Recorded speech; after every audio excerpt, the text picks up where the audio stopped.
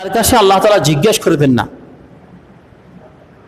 বাড়ির যিনি কর্তা থাকবে, অভিভাবক থাকবে, একটা বাড়িতে বাবা, মেয়ে এবং ছেলের জন্য গার্ডিয়ান, তাকে জিজ্ঞেস করবে তোমার পরিবারকে তুমি কিভাবে চালিয়েছ।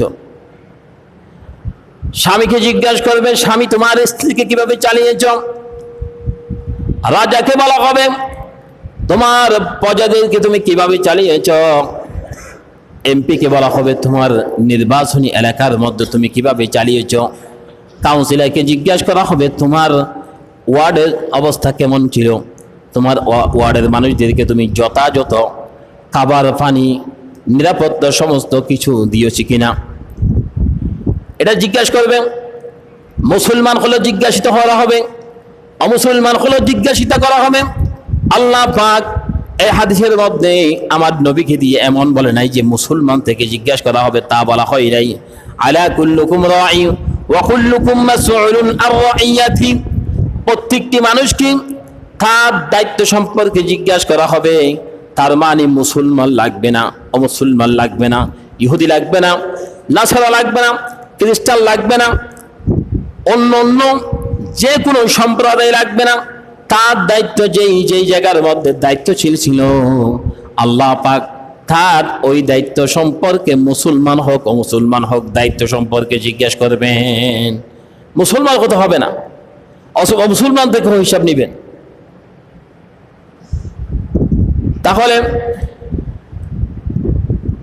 ওই তার যে এলাকা আছে তার এলাকা থেকে জিজ্ঞাসা করবে তোমার এলাকার কি অবস্থা ছিল।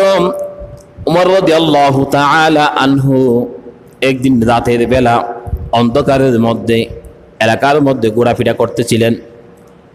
ঘোরাফেরা করা অবস্থায় একটা বাড়ির মধ্যে গিয়ে দেখল একটা মহিলা থেকে সন্তান পৃথিবীর মধ্যে আসবে, প্রচণ্ড ব্যথা শুরু হয়ে গেল।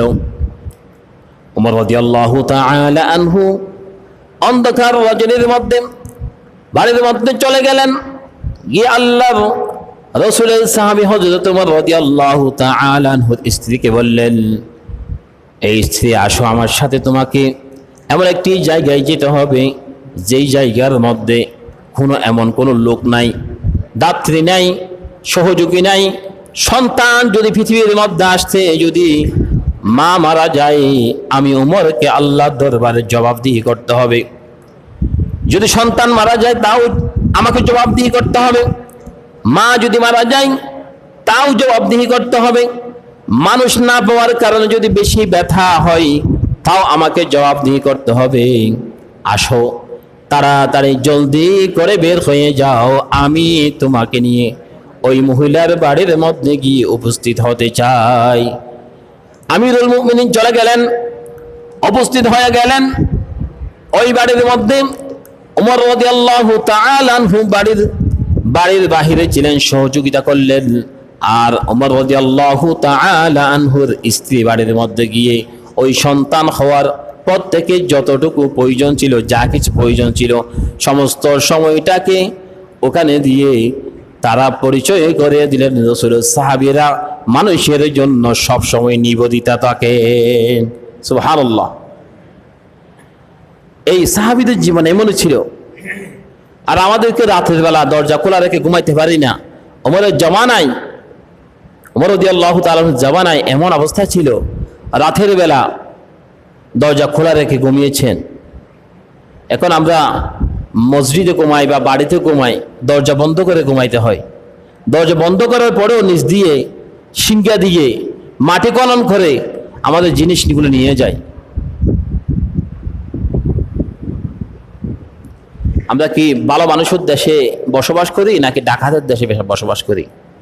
যাদেরকে ক্ষমতা দিয়ে ক্ষমতা চেয়ারে বসায় তারা 2 দিন পরে আমাদের উপর লাঠি চালায়। যাদেরকে আমরা গরিব ছিল, কিছু ছিল না, এমন একটা অবস্থায় ছিল, কাজ করে করে চলতো, তাদেরকে আমরা এমন একটি জায়গায় বসিয়ে দিলাম। টাকা পয়সা ইনকাম করে যখন টাকা পয়সা বেশি আসলো আর আমাদেরকে চিনে না, আমাদের এলাকায় কিছু দেয় না, দেখলে গাড়ি থেকে নামিও না, একটা সালামও করে না। যখন নির্বাচন আসে তখন মানুষকে কদম মুচি করে টুপি না থাকলে একটা লাগায়, মানুষদেরকে কদম মুসি করে জড়িয়ে ধরে, আর নির্বাচন শেষ কেউ কাউকে চিনে না। এই জন্য আল্লাহর হাবিব জানিয়ে দিলেন, আলা কুল্লুকুম রাঈন ওয়া কুল্লুকুম মাসউলুন আন রাইয়াতি, প্রত্যেকে দায়িত্বশীল, প্রত্যেককে তার দায়িত্ব সম্পর্কে আল্লাহ পাক জিজ্ঞাসিত করা হবে। এই জন্য আল্লাহর নবীর সাহাবীরা পরকালের বইয়ে তারা চিন্তা করত, এই জীবন নয়, এই কাল আমাদের জন্য কাল নাই, এই সময় আমাদের জন্য সময় নয়, এই সময়গুলিকে অতিবাহিত করে একদিন আমাদেরকে পরকালের জন্য চলে যেতে হবে। তারা ওই সময়টাকে বেশি মূল্যায়ন দিতেন, সেই জন্য দুনিয়ার কোনো সময়কে বেশি মূল্যায়ন দিতেন না। অন্য একটি হাদিসের মধ্যে আল্লাহ পাক জানিয়ে দিলেন, মান রাআ মিনকুম মুনকারান ফালইউগাইয়িরহু বিয়াদিহি ফাইন লাম ইস্তাতি ফাবিলিসানিহি ফাইন লাম ইস্তাতি ফাবিকলবিহি ওয়া যালিকা আদআফুল ঈমান। মুসলিম শরীফের বর্ণনা, নবী করিম সাল্লাল্লাহু আলাইহি ওয়াসাল্লাম জানিয়ে দিলেন, তোমাদের কেউ যদি অন্যায় করতে দেখো, নির্যাতন করতে দেখো, জুলুম করতে দেখো, তাহলে তোমাদের এক নম্বর কাজ হচ্ছে, আমি তোমাদেরকে দুটা হাত দিলাম, ওই হাতগুলি তোমরা ব্যবহার করবা। একটা হচ্ছে টাকার হাত, যেখানে টাকা দিয়ে জুলুম করা বন্ধ করা যায় সেখানে টাকা খরচ করো, যেখানে তোমার শক্তি দিয়ে বন্ধ করা যায় সেখানে শক্তি দিয়ে বন্ধ করো, যেখানে তোমার সামর্থ্য দিয়ে বন্ধ করা যায় তুমি সামর্থ্য দিয়ে বন্ধ করো। সমস্ত অন্যায়গুলি তোমরা যদি বন্ধ করে দিতে পারো, তাহলে এলাকার মধ্যে একটি সোনার এলাকা হয়ে যাবে, শান্তির এলাকা হয়ে যাবে। শান্তির দুনিয়ার মধ্যে কাজ না করলেও তোমার এলাকার মধ্যে তুমি শান্তি দেখতে পাবা। কুরআনুল কারীম যেখানে নাজিল হয়, তেলাওয়াত হয়, মানুষ শুনতে থাকে। আর কোরআন যদি শুনতে এত মজা লাগে, কোরআন শুনতে যদি এত ভালো লাগে, যিনি কোরআন নাজিল করেছেন এই কোরআন দিয়ে যদি দেশ চালায়, শান্তি হবে না অশান্তি হবে? শান্তি হবে। যে কোরআন আমাদের জীবন, যে কোরআন আমাদের মরণ, এই কোরআন দিয়ে যদি আমরা এত সওয়াবের মালিক হয়ে যাই, কিন্তু যদি এই কোরআন দিয়ে যদি দেশ চালাই, দুনিয়ার মধ্যে চোর থাকবে না, ডাকাত থাকবে না, সন্ত্রাস থাকবে না, ব্যভিচার থাকবে না, সমস্ত কিছু দুনিয়ার জমিন থেকে বিদায় নিয়ে যাবে। আদল এবং ইনসাফ, সাদা কালো, অন্ধ মানুষ, সমস্ত মানুষগুলিকে আল্লাহ পাক একত্রিত করে দিবেন। সুবহানাল্লাহ। সমস্ত মানুষগুলি একত্রিত হয়ে যাবেন।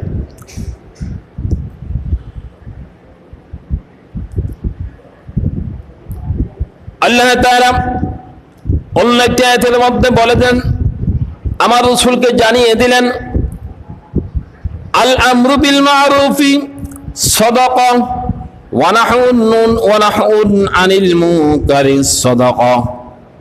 কেউ যদি ভালো কাজ করে, নেক কাজ করে, তাহলে সেইটাও যেমন সদকা হয়, সেটা যেমন তার জন্য কল্যাণকর হয়, সেটা যেমন তার জন্য মঙ্গল হয়। যদি কেউ খারাপ কাজ করে, অন্যায় কাজ করে, অন্যায় কাজ যদি দেখো, সে কাজ থেকে মানুষদেরকেও যদি তুমি বাঁচিয়ে দিতে পারো, সেটাও তোমার জন্য সদকা হবে, সেটাও তোমার জন্য সওয়াব হবে, সেটাও তোমার জন্য নেকি হবে। সুবহানাল্লাহ। তাহলে যেটা মানুষের সদকা করে